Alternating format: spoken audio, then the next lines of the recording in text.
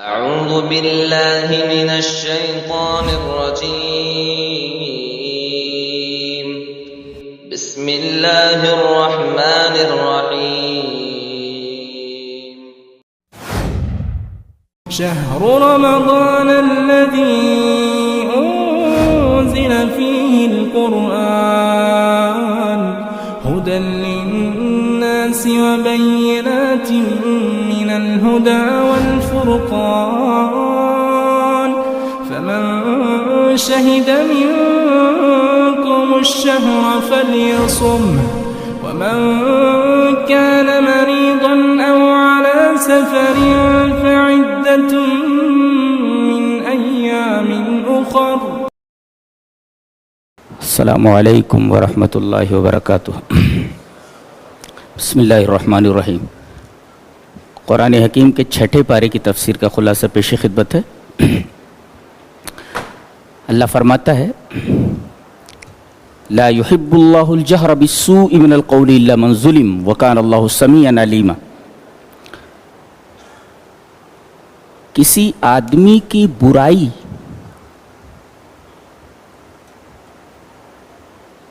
علل اعلان آپ نہیں بیان کر سکتے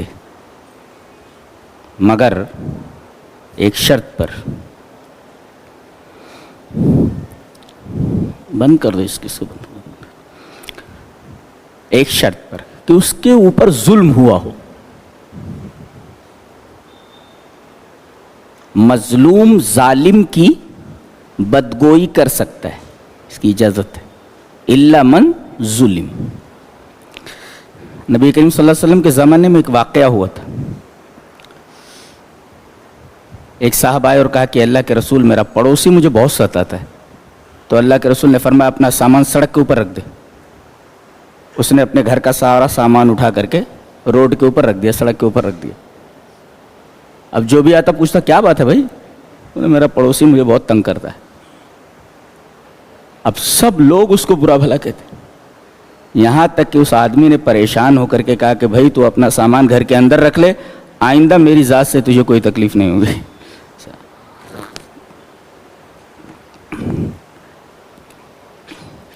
تو مظلوم کو ظالم کی بری حرکت کو علانیہ بیان کرنے کی اجازت دی گئی ہے. اس آیت کے آخر میں اللہ کی دو صفتیں بیان کی گئی. وَقَانَ اللَّهُ سَمِيعًا بَصِيرًا لَا يُحِبُّ اللَّهُ الْجَهْرَ بِالسُّوءِ مِنَ الْقَوْلِ إِلَّا مَنْ ظُلِمَ وَقَانَ اللَّهُ سَمِيعًا بَصِيرًا. یہ اللہ کی صفت سمیع اور بصیر یا علیم لا کر کے بتایا گیا کہ مظلوم کی دعا کوئی سنے یا نہ سنے، مظلوم کی پکار کوئی سنے نہ سنے، ایک ذات ہے جو مظلوم کی پکار کو سن رہی ہے اور وہ علیم بھی ہے. اسے معلوم ہے کہ اس کو کتنا ستایا گیا ہے، کتنا پریشان کیا گیا ہے اور کیوں پریشان کیا گیا ہے.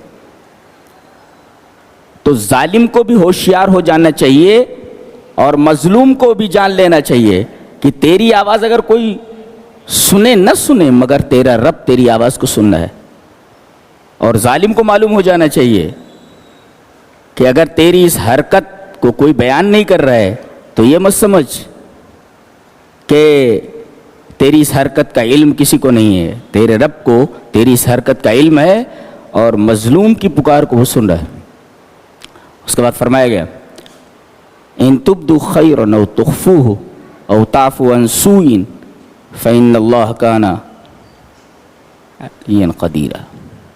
فرمایا گیا کہ اگر تم معاف کر دو کسی کو، تعفو عن سوء کسی کی برائی کو آپ معاف کر دیتے ہو، فإن اللہ کان عفوا قدیرا تو اللہ تبارک و تعالی بہت معاف کرنے والا ہے. ہم لوگ ایک دعا پڑھتے ہیں نا تاقراتوں میں، اللہم انک عفو تحب العفو فاعف عنی. یہ وہی صفت یہاں لائی گئی ہے، بہت معاف کرنے والا ہے. کیا مطلب؟ اگر تم کسی ظالم کو معاف کر دو، تمہارے اوپر زیادتی ہوئی ہے، زیادتی ہونے کے بعد بھی اگر اس کو تم معاف کر دو تو اللہ تبارک و تعالیٰ تمہیں اس کا بدلہ دینے والا ہے. تم یہ جانتے نہیں کہ اللہ تبارک و تعالیٰ عفو اور قدیر ہے, قدرت رکھتے ہوئے معاف کر دیتا ہے. تمہاری کتنی خطائیں ہیں جن کے اوپر وہ پردہ ڈال دیتا ہے. جانتے ہیں اللہ کی ایک صفت ہے ستیر, ستار نہیں ہے, ستار اللہ کی صفت نہیں ہے, ستیر ہے. ستیر کا مطلب یہ ہے تمہاری بری حرکتوں کے اوپر پردہ ڈال دیتا ہے. اور میں یہ کہوں تو بے جانا ہوگا کہ اگر ماں کے گناہوں کو اگر اللہ کھول دے تو کوئی بیٹا اپنی ماں کو ماں نہیں سمجھے گا. باپ کی حرکتوں کو اگر اللہ تبارک تعالیٰ اوپن کر دے تو کوئی بیٹا باپ کی عزت نہیں کرے گا. اور بیٹے کی حرکتوں کو اگر اللہ تبارک تعالیٰ کھول دے تو باپ اور ماں کو کتنا دکھ ہوگا آپ اندازہ نہیں لگا سکتے. ہماری کتنی حرکتوں کو اللہ تبارک تعالیٰ دیکھتا ہے مگر اس کے اوپر پردہ ڈال دیتا ہے, اس لیے کہ وہ ستیر ہے. کتنا مہربان ہے وہ. میں آپ کے سامنے بیٹھا ہوا ہوں, عزت و احترام کی نگاہوں سے آپ مجھے دیکھتے ہیں. میرے گناہوں کو اگر اللہ اوپن کر دے تو میرا خیال ہے کہ ایک بھی آدمی یہاں بیٹھے گا نہیں. جی جی. تو اللہ تبارک و تعالیٰ کی صفت کے اوپر ہمیں ناز ہونا چاہیے اور اس سے بہت محبت کرنا چاہیے کہ ہمارے کتنے گناہوں کے اوپر وہ پردہ ڈال دیتا ہے. اور یہی نہیں کہ وہ پردہ ڈال دیتا ہے, حدیث میں ہے ان اللہ ستیر یحب الستر, وہ ستیر ہے اور گناہوں کو چھپا دینا پسند کرتا ہے. اللہ اکبر, اتنی عجیب بات. کس کی گناہوں کے اوپر پردہ ڈال دینا اللہ تبارک و تعالیٰ کو بہت پسند ہے. اور کسی کو معاف کر دینا یہ بھی اللہ تبارک و تعالیٰ کو بہت پسند ہے. اللہم انک عفو تحب العفو فاعف عنی, اے اللہ تو بہت زیادہ معاف کرنے والا ہے. اور یہی نہیں معاف کرنے والا, تو معافی کو پسند بھی کرتا ہے. بتاؤ جو معاف کرنے والا ہو معافی کو پسند کرتا ہو, اللہ اس رب سے ہمیں کتنی محبت کرنی چاہیے. اس کے بعد فرمایا گیا فَبِظُلْمٍ مِّنَ الَّذِينَ هَادُوا حَرَّمْنَا عَلَيْهِمْ طَيِّبَاتٍ أُحِلَّتْ لَهُمْ, یہودیوں کے ظلم کی وجہ سے ہم نے ان کے اوپر بہت ساری چیزیں حرام کر دی جو ان کے لیے حلال تھیں. ایک مفسر اس پر ایک نقطہ لکھتا ہے کہ ان الرجل لَيُحْرَمُ الرِّزْقَ بِالذَّنْبِ يُصِيبُهُ, بلکہ یہ حدیث بھی ہے کہ آدمی گناہ کی وجہ سے روزی سے محروم کر دیا جاتا ہے.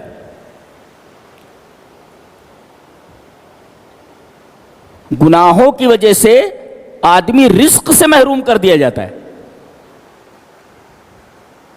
اب جب آدمی فٹ پاتھ کے اوپر آ جاتا ہے یا کچھ تکلیف ہوتی ہے, بابا یہاں دوڑ رہا ہے وہاں دوڑ رہا ہے, یہ لے جاؤ اگربتی جلا دو.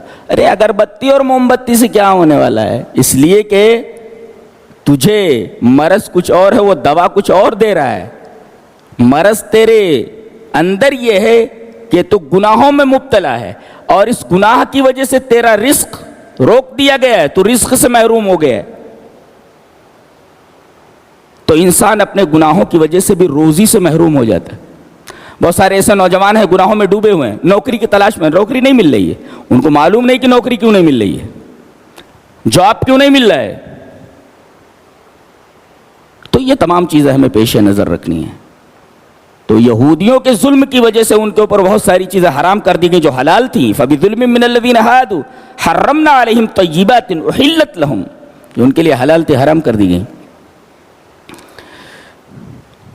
آگے فرمایا گیا کہ شہرت, فیم, یہ فضیلت کا معیار نہیں ہے. آدمی بہت مشہور ہو گیا تو وہ بہت بڑا فضیلت والا ہے.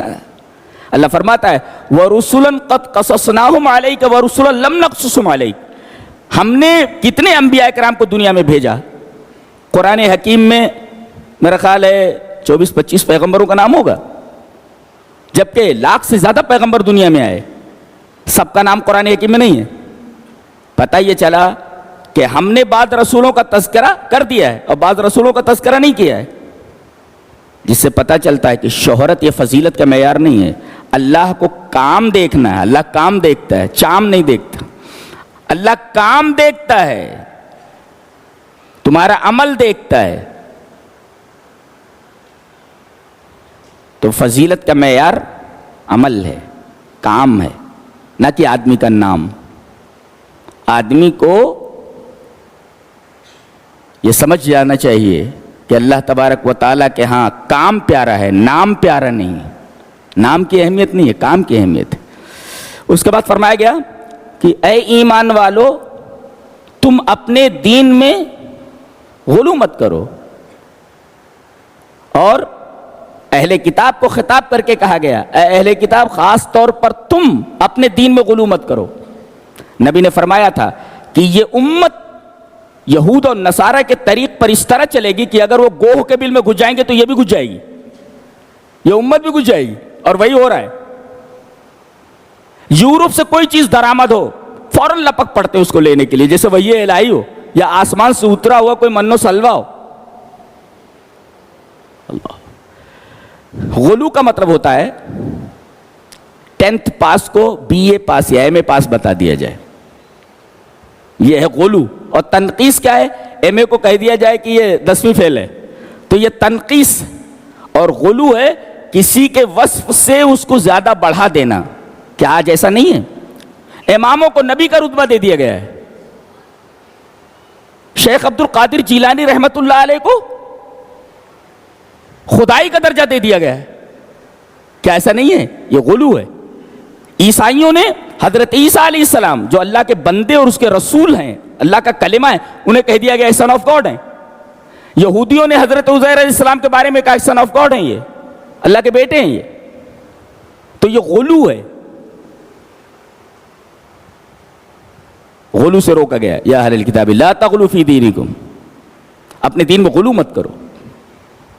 رسول کو اللہ کا درجہ دے دینا، اماموں کو رسول کا رتبہ دے دینا، اس کو غلو کہتے ہیں، اس سے روکا گیا ہے. اس کے بعد فرمایا گیا یا ایھا الناس قد جاءکم برہان من ربکم وانزلنا الیکم نورا مبینا. کہا گیا تمہارے پاس دو چیزیں آ گئی ہیں. ایک تمہارے رب کی طرف سے برہان، برہان مانے حجت، دلیل. یہ برہان کون ہے؟ اللہ کے رسول ہیں. اور نور مبین، کھلا ہوا نور، کھلی ہوئی روشنی، قرآن.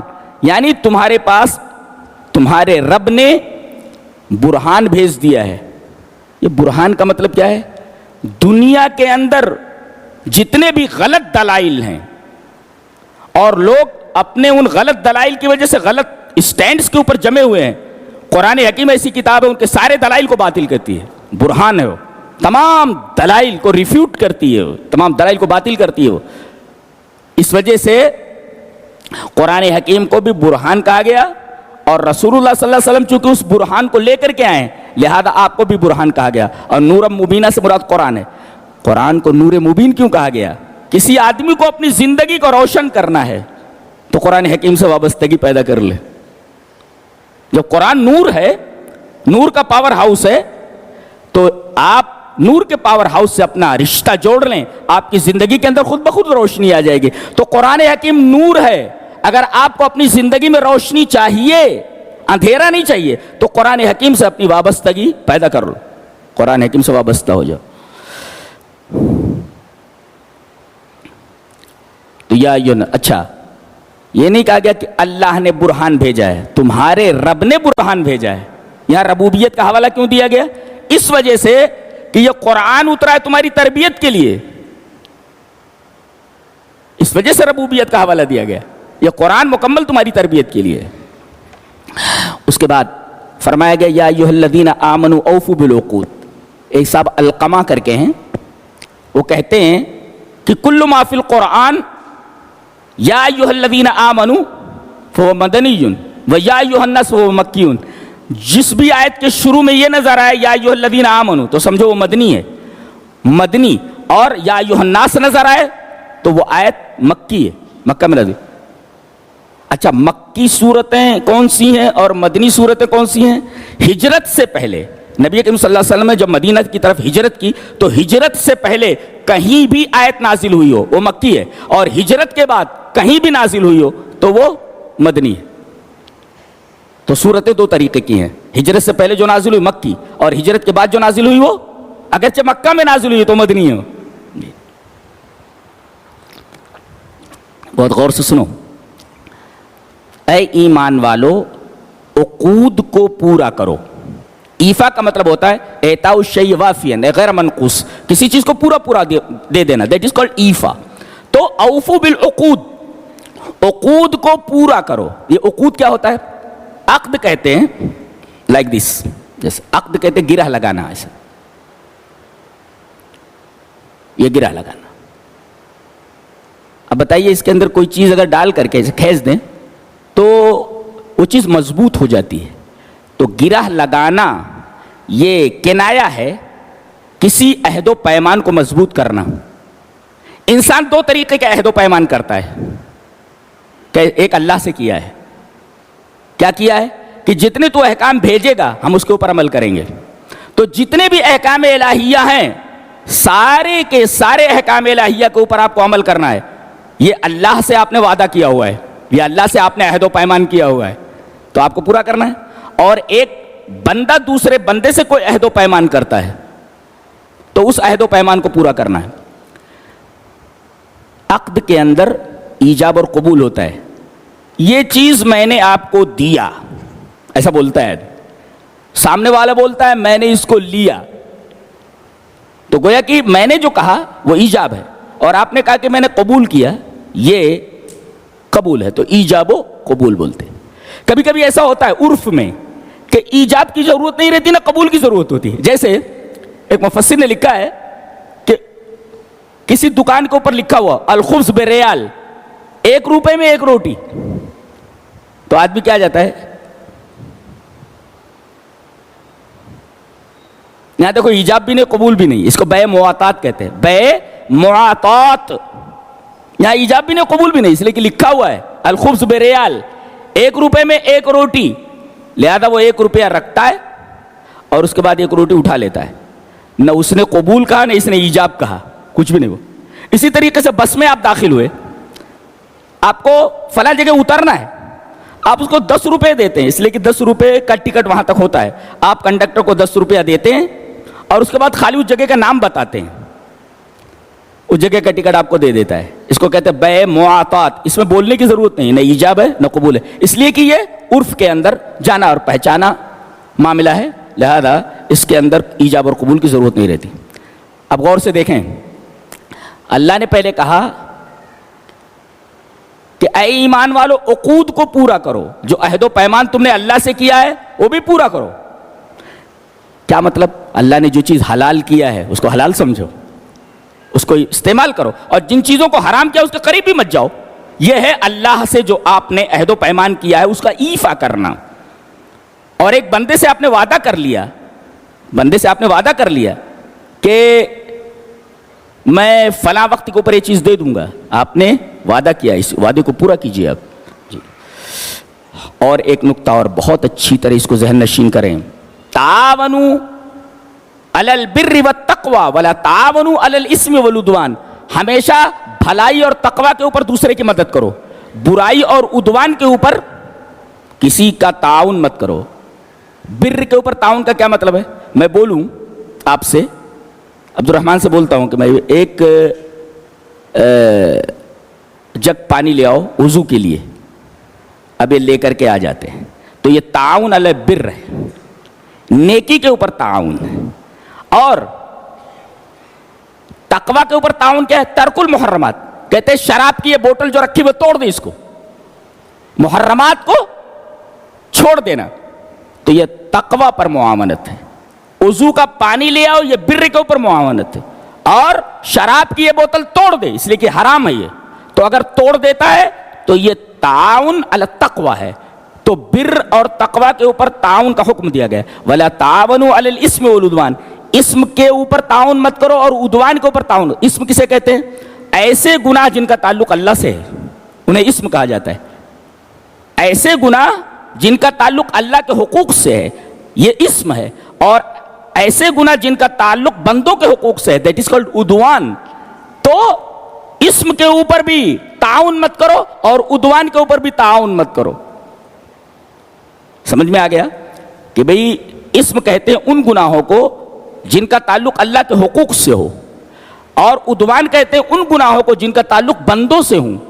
تو ایسے تمام گناہوں کے اوپر کسی کا تعاون مت کرو. اب ایک نقطہ دیکھو, یا ایھا الذین آمنوا اوفوا بالعقود احلت لکم, پہلے حلال کا تذکرہ کیا گیا, بعد میں فوراً حرمت علیکم المیتہ وغیرہ وغیرہ. تو پہلے حلال کا تذکرہ کیا گیا, بعد میں حرام کا. ایک مفسر لکھتا ہے کہ داعی کو چاہیے, مقرر کو چاہیے, وائس کو چاہیے, دین کی طرف بلانے والے کو چاہیے کہ وہ حلال چیزوں کو پہلے لوگوں کے سامنے بیان کرے, حرام کو بعد میں بیان کرے. ارے یہ چیز تیرے اوپر حرام ہے, یہ چیز تیرے اوپر, وہ تو پریشان ہو جائے کہ کیا کیا چیز ہمارا بھاگ جائے گا یہاں سے. تو پہلے اس کے سامنے حلال چیزیں بیان کرو. یہ داعی کو تنبیہ ہے, پہلے احلت کہا گیا, فارب حرمت کہا گیا. پہلے حلال چیزوں کو داعی بیان کرے, بعد میں حرام چیزوں کو اس کے سامنے واضح کرے. شراب 3 مرحلوں میں حرام کی گئی ہے. پہلے کہا گیا کہ اس کے اندر نفع کم ہے, نقصان زیادہ ہے. مسلمان ہوشیار ہو گئے, ارے یار نفع کم ہے, کیوں اس کو استعمال کیا جائے. اس کے بعد یہ کہا گیا کہ جب نماز میں آؤ تو شراب پی کر نہ ہو, بلکہ مسجد کے قریب ہی نہ ہو. کہا کہ اتنی بری چیز ہے شراب کہ دربار الہی میں حاضری ممنوع ہو جائے شرابی کے لیے, ارے یار بری چیز ہے. اس کے بعد تیسرے مرحلے میں کہہ دیا گیا یا ایھا الذین آمنوا انما الخمر والمیسر والازلام رجس من عمل الشیطان. یہ ساری کی ساری چیزیں یہ ناپاک ہیں, خراب ہیں اور عمل شیطان ہے. حرمت کا حکم نافذ کر دیا گیا. ڈائریکٹ اگر یہ کہہ دیا جاتا کہ شراب حرام ہے تو آدمی بول سکتا تھا بھئی میری عادت ہے, میں شراب نہیں چھوڑ سکتا. جیسے وہ آدمی آیا تھا, کہنے لگا کہ اللہ کے رسول میں اسلام لے آتا ہوں لیکن مجھے زنا کی اجازت دیجیے, اس لیے کہ میں لڑکی کے بغیر, عورت کے بغیر نہیں رہ سکتا. رسول اللہ صلی اللہ علیہ وسلم نے اس کو بہت پیار سے سمجھایا. ہم لوگ ہوتے تو بھڑک جاتے. اگر آپ نے سمجھایا کہ تمہاری ماں کے ساتھ اگر کوئی ایسا کرے, تمہاری بہن کے ساتھ ایسا کرے وغیرہ, تو ویسا اللہ کے رسول نے اس کو سمجھایا. اس کے بعد یہ کہا گیا یا ایھا الذین آمنوا اوفوا بالعقود احلت لکم بہیمۃ الانعام الا ما یتلی علیکم غیر محل الصید وانتم حرم ان اللہ یحکم ما یرید.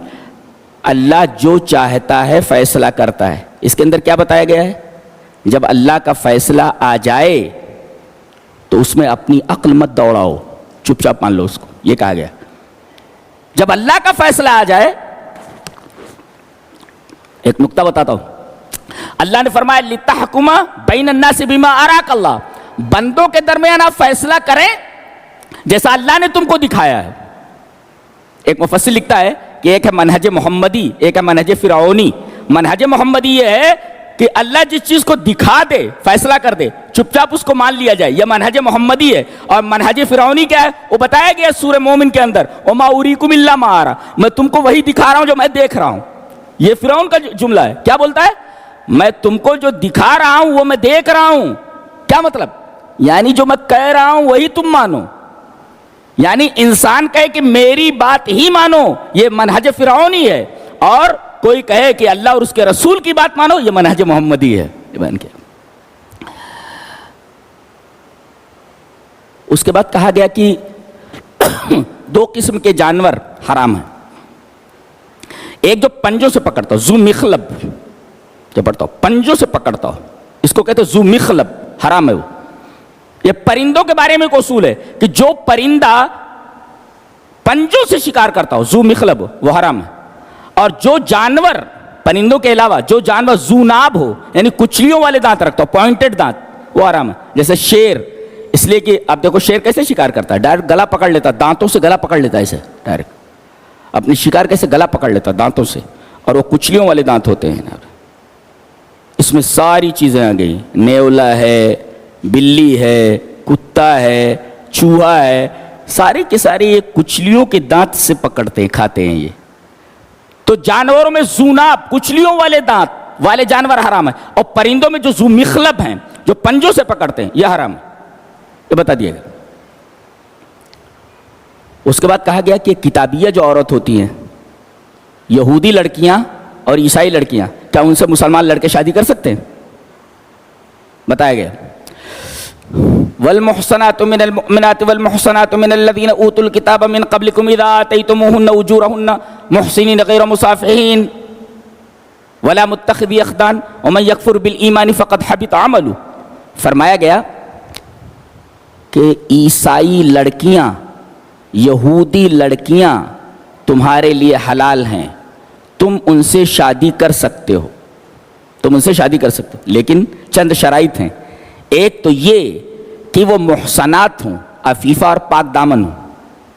آج گارنٹی دے سکتے ہیں عیسائی لڑکیوں کے بارے میں، یہودی لڑکیوں کے بارے میں؟ اتنی آزاد خیال ہیں وہ کہ وہاں تو عفت کا کوئی تصور ہی نہیں ہے، تو محصنات ہونی چاہیے، ایک تو یہ۔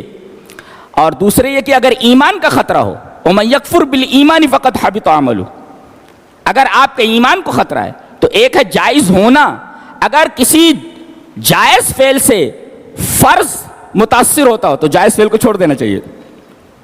ایمان لانا فرض ہے اور یہ شادی کرنا جائز ہے، تو شادی کی وجہ سے اگر ایمان خطرے میں پڑ جائے تو جائز چیز کی وجہ سے فرض چیز کو تھوڑی تباہ کیا جا سکتا ہے۔ لہذا اگر یہ خطرہ ہو کہ بھئی اس سے شادی کرنے میں ایمان چلا جائے گا، شادی نہیں کرنی چاہیے۔ تو پہلی شرط یہ ہے کہ وہ پاک دامن ہو، عفیفہ ہو، اور دوسری شرط یہ ہے کہ ایمان جانے کا خطرہ نہ ہو۔ آپ ڈومینیٹ کریں، ڈومینیٹڈ نہ ہو جائیں، ڈومینیٹ آپ کریں ایسا۔ اور تیسری مہر دے دو، کہا تو میں نے اجورہن۔ ابن عثیمین رحمہ اللہ نے لکھا ہے کہ عورتوں سے تعلق کی 3 قسمیں ہیں، ان سے فائدہ اٹھانے کی 3 قسمیں ہیں۔ ایک ہے تحسین سواد سے، اور ایک ہے سفاح، اور ایک ہے اتخاذ اخدان۔ یہ تحسین ہے، یہ عقد شرعی ہے، شریعت کے طور پر، شریعت کی نگاہ میں جو شادی کی جاتی ہے وہ عقد شرعی ہے، اس کو تحسین بولتے۔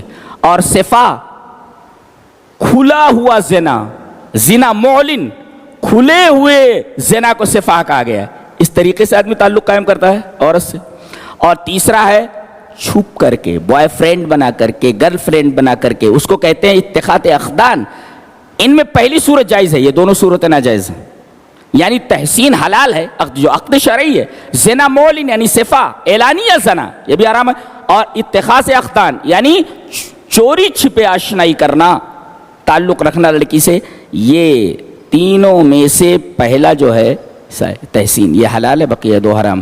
اسی طریقے سے آپ فون کے اوپر کسی لڑکی سے بات نہیں کر سکتے، اگر کوئی ضرورت پڑے تو ضرورت بھر آپ بات کر سکتے ہیں، لیکن فون کے اوپر لگے رہنا اور ان سے باتیں کرنا، چونکہ وہ غیر محرم ہے اور آپ اس کے لیے محرم نہیں ہیں، لہذا آپ کا اس سے بات کرنا بالکل درست نہیں ہے، شریعت کی نگاہ میں حرام ہے۔ کتنی لڑکیاں ہیں جو لڑکوں سے لگی رہتی ہیں، لڑکے ہیں لڑکیوں سے لگے رہتے ہیں، بات کرتے رہتے ہیں۔ ارے آپ جب آپ دوسروں کے لیے غیر محرم ہیں تو کس طریقے سے آپ ایک دوسرے سے بات کر سکتے ہیں؟ شریعت آپ کو کیسے اجازت دے سکتی ہے؟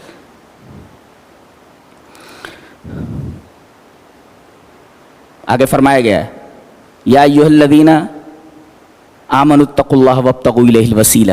کبھی کبھی ایسا ہوتا ہے کسی زبان میں ایک لفظ دوسرے معنی میں لیا جاتا ہے اور دوسری زبان میں اس کا معنی کچھ اور ہوتا ہے۔ وسیلہ ہماری زبان میں کس کو بولتے ہیں کہ بھئی اگر کسی تک پہنچنا ہے تو بیچ میں سیڑھی بنا لو۔ ایک صاحب بول رہے تھے ارے کنویں سے پانی نکالنے کے لیے ڈول اور رسی کا وسیلہ لینا ضروری ہے، چھت پر جانے کے لیے ہم کو سیڑھی کا وسیلہ لینا ضروری ہے، ایسے ہی اللہ تک پہنچنے کے لیے کسی نبی اور ولی کا وسیلہ لینا ضروری ہے، ان کا وسیلے کا مفہوم ہے۔ میں نے ان سے کہا ایک دفعہ، میں نے کہا کہ جب تک سیڑھی کو پکڑے رہو گے چھت پر جا ہی نہیں سکتے، سیڑھی چھوڑو گے تب چھت کے اوپر جاؤ گے نا۔ آدمی چڑھ رہا ہے ایک جگہ، اب یہاں اسی کے اوپر کھڑا رہے گا اگر آخری اسٹیپ کے اوپر تو وہ سیڑھی کے اوپر چھت پر کیسے جائے گا؟ سیڑھی کو چھوڑ دو اس کے بعد تم چھت کے اوپر جا سکتے ہو۔ کہتے سیڑھی کے بغیر آدمی چھت پر نہیں جا سکتا، میں کہتا ہوں سیڑھی کو چھوڑے بغیر آدمی چھت کے اوپر نہیں جا سکتا۔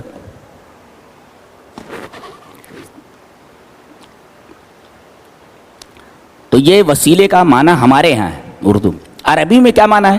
ما یقربکم الی اللہ، ہر وہ عمل جو آپ کو اللہ کے قریب کر دے، دیٹ از کالڈ وسیلہ، اس کو وسیلہ بولتے ہیں۔ دیکھو عربی میں اگر معنی لوگے تو ہر وہ عمل جو آپ کو اللہ کے قریب کر دے، ما یقربکم الی اللہ، ہر وہ عمل جو آپ کو اللہ کے قریب کر دے وہ وسیلہ ہے۔ نفل نماز ہے، صدقہ ہے، زکوٰۃ ہے، جتنے بھی نیک کام ہیں یہ سارے کے سارے آپ کو اللہ کے قریب کر دینے والے، لہذا وسیلہ ہے. وسیلہ القربہ یعنی قربت. عرب میں، عربی زبان میں یہی معنی ہوتا ہے. ہم نے اس کو اپنے معنی میں لے کر کے گمراہی کا دروازہ کھول دیا ہے. اس کے بعد آدم علیہ السلام کے 2 بیٹوں کا تذکرہ ہے. وَاتْلُ عَلَيْهِمْ نَبَأَ ابْنَيْ آدَمَ بِالْحَقِّ، کہ ہم آدم کے 2 بیٹوں کا واقعہ آپ سے بیان کر چکے ہیں، آپ بیان کر دیجئے. حابیل اور قابیل ان کا نام ہے، قرآن میں ان کا نام نہیں ہے. حابیل بہت اچھا تھا، قابیل وہ نیک نہیں تھا. دونوں نے اللہ کے حضور قربانیاں پیش کی. قربانی قبول ہوتی تھی کہ نہیں ہوتی تھی، ہوئی کہ نہیں ہوئی، اس کے لیے اللہ تبارک و تعالیٰ کا ہے قانون تھا کہ آسمان سے آگ اترتی اور جو قربانی اللہ کی نگاہ میں مقبول ہو جاتی اس کو جلا دیتی تھی. ان دونوں نے اللہ کے حضور قربانیاں پیش کی. آگ آسمان سے اتری اور حابیل کی قربانی کو جلا گئی. اب قابیل جو ہے غصے میں آ گیا تو کہا میں تجھے قتل کر دوں گا.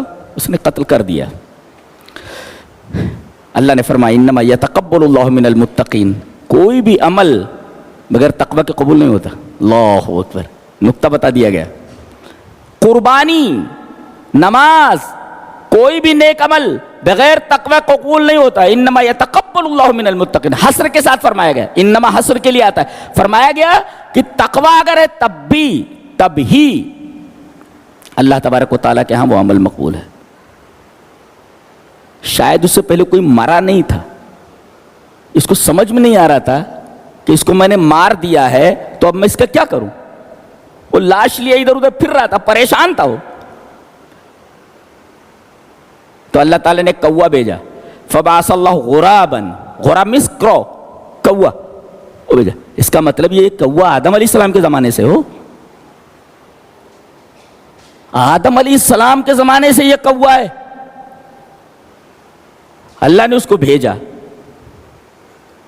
آپ ایک سوال کر سکتے ہیں کہ کسی دوسرے پرندوں کو اللہ نے کیوں نہیں بھیجا، یہ کوے ہی کو کیوں بھیجا؟ تو یہ جان لینا چاہیے. اس میں بہت سارے لڑکے سائنس میں، بایولوجی میں زوولوجی وغیرہ سے متعلق ہیں، وہ جانتے ہیں کہ ہر جانور کی اپنی خصوصیت ہوتی ہے. چیونٹی کی خصوصیت ہے کیا کہ وہ آپس میں بات کس طرح کرتی ہیں. سائنسدانوں نے بتایا ہے کہ وہ ڈیٹا منتقل کرتی ہیں. آپ نے دیکھا ہوگا کہ ایک چیونٹی دوسری چیونٹی سے راستے میں ملتی ہے تو منہ سے منہ ملا لیتی ہے ایسے، جس کو غلط لڑکے لڑکیاں وہ چونچ ملاتے ہیں ایسے.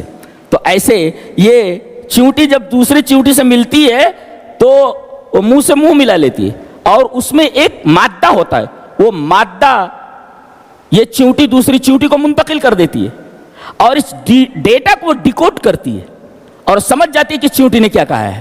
اللہ اکبر، کائنات اتنی مسٹیریس ہے، یہ یونیورس یہ فل آف مسٹیریز ہے کہ آپ تصور بھی نہیں کر سکتے. سائنس ابھی ابتدائی درجے میں ہے، ابھی ابتدائی درجے میں. وہ دیکھو ڈیٹا منتقل کرتی ہو اور ڈیٹا کو ڈیکوڈ کر کے معلوم کر لیتی ہے کہ یہ چیونٹی کیا کہنا چاہتی ہے. اس وجہ سے آپ دیکھیں گے کہ برسات کا موسم جیسے آتا ہے تو اینٹ ہل جو ہوتی ہے نا، وہ جہاں چیونٹیاں وہ گھر بنائے رہتی تو اپنے گھر کے چاروں طرف گھومنے لگتی ہیں. وہ گھومنے لگتی ہیں. جانتے کیوں؟ اس لیے کہ اللہ تبارک و تعالیٰ نے اس چھوٹے سے حیوان کے اندر، اس چھوٹے سے جانور کے اندر ایک سینسر لگا دیا ہے. میرا حافظ اگر غلطی نہیں کر رہا ہے، آپ لوگ اس کو دیکھ لو ذرا مار کر کے. ہائیڈروفولک ایسا کچھ بولتے ہیں، وہ سینسر جو ہوتا ہے، وہ سینسر اس کے اندر اللہ نے لگا رکھا. اللہ اکبر، اتنے چھوٹے سے جانور کے اندر اللہ تبارک و تعالیٰ نے سینسر لگا رکھا ہے.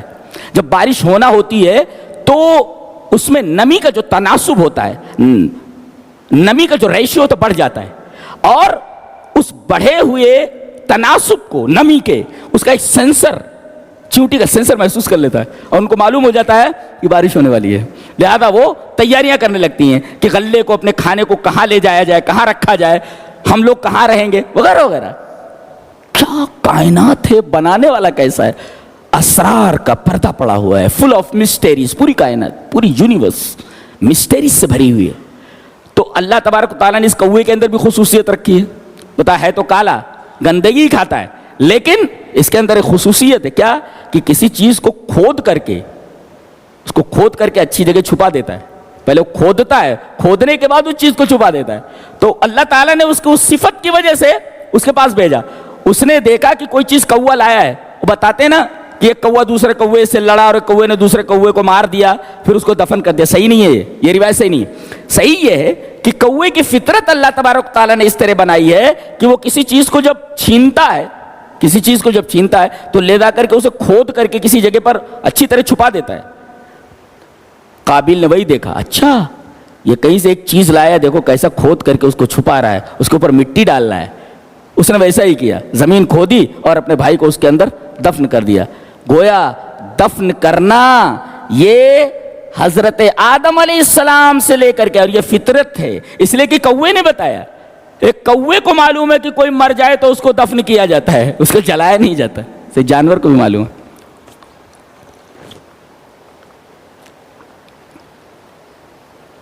اس کے بعد علماء کو ڈانٹا جا رہا ہے. لولا ینہاہم الربانیون والاحبار بما استحفظوا عن کتاب اللہ. فرمایا گیا کہ یہ ربانی لوگ, ربانیون والاحبار, یہ دونوں کے دونوں, لولا ینہاہم الربانیون والاحبار عن قولہم الاثم واکلہم السحت لبئس ما کانوا یصنعون. حرام کھاتے ہوئے لوگوں کو دیکھ رہے ہیں, اور ربانی اور احبار یہ دونوں کے دونوں خاموش ہیں. یہ ربانی کس کو بولتے اور احبار کس کو بولتے؟ وہ نون یاد رکھو. ربانی کہتے ہیں علماء نصارہ کو, نصارہ یعنی عیسائیوں کے علماء کو ربانی کہتے ہیں, اور احبار کہتے ہیں یہودی علماء کو.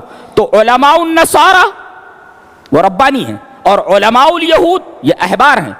تو یہ علماء یہود اور علماء نصارہ لوگوں کو جھوٹی بات بولتے ہوئے دیکھتے ہیں, اللہ پر افترا کرتے ہوئے دیکھتے ہیں, حرام کھاتے ہوئے دیکھتے ہیں, لیکن روکتے کیوں نہیں؟ ایک مفسر یہ لکھتا ہے کہ التارک یا ان التارک النہی عن المنکر کمرتکب المنکر.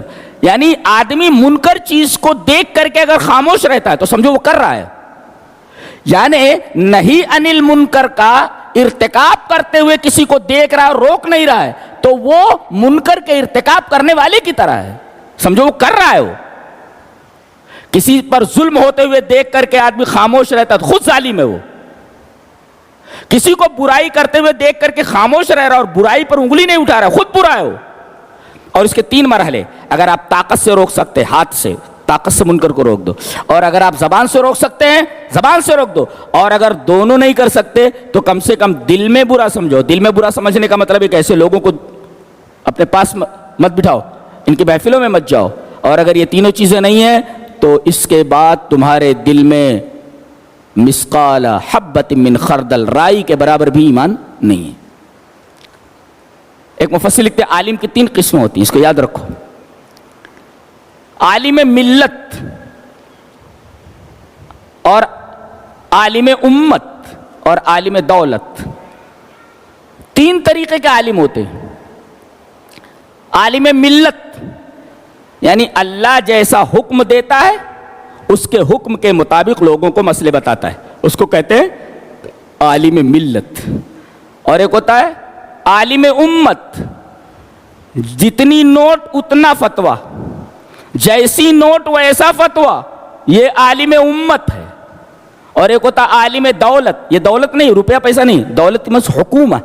الدولہ الحکومہ, یہ عربی لفظ ہے. دولت, الدولہ جمع دول, اس کا پلیورل دول آتا ہے.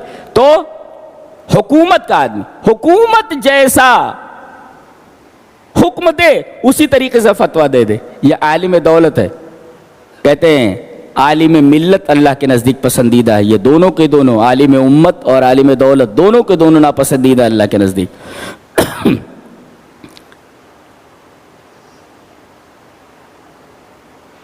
ایک مفسر کہتا ہے جانتے عالم بگڑتا کیسے ہے اور یہ غلط فتوے کیوں دیتا ہے؟ بگڑتا کیسے, عالم بگڑتا کیسے؟ کہتے 2 وجہ ہیں.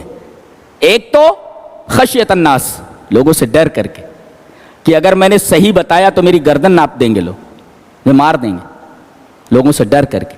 اور ایک الطمع فی الدنیا, دنیا کی لالچ کی وجہ سے غلط فتوے دیتا ہے.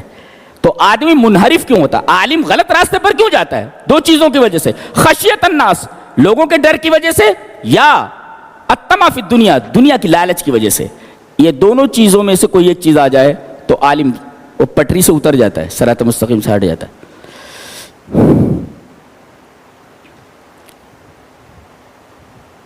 بعد وہ فرمایا گیا یا ایھا الرسول بلغ ما انزل الیک من ربک وان لم تفعل فما بلغت رسالته واللہ یعصمک من الناس، اے میرے رسول جو آپ کی طرف پیغام بھیجا گیا آپ لوگوں تک پہنچا دیں، واللہ یعصمک من الناس، اللہ تمہاری حفاظت کرے گا لوگوں سے۔ اس کا مطلب ہوا اگر آدمی اللہ کے پیغام کو لوگوں تک پہنچا رہا ہے، دعوت کا کام کر رہا ہے، صحیح طریقے سے کر رہا ہے، تو اس کی حفاظت اللہ کے ذمہ ہے۔ تم اللہ کی دعوت کو پہنچاؤ، اللہ کے پیغام کو لوگوں تک پہنچاؤ، لوگوں سے حفاظت کرنا وہ اللہ کا کام ہے۔ واللہ یعصمک من الناس، اللہ کے رسول صلی اللہ علیہ وسلم نے پوری زندگی اللہ کا پیغام لوگوں تک پہنچایا۔ قتل کی سازشیں ہوئیں، مار ڈالنے کی سازشیں ہوئیں، طرح طرح کے طریقے سے آپ کو تکلیف دی گئی، لیکن دشمن آپ کا کچھ نہیں بگاڑ سکے، اللہ نے آپ کی حفاظت فرمائی۔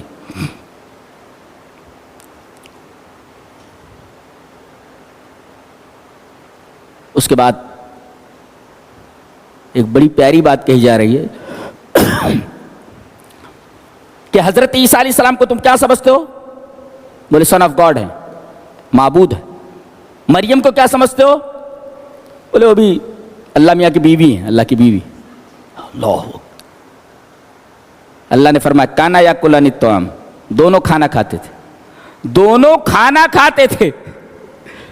اور حقیقی معبود جو ہوتا ہے وہ کھانا کھاتا نہیں، اس لیے کہ جو کھانے کا محتاج ہو معبود نہیں ہو سکتا، اس لیے کہ احتیاج الوہیت کے منافی ہے۔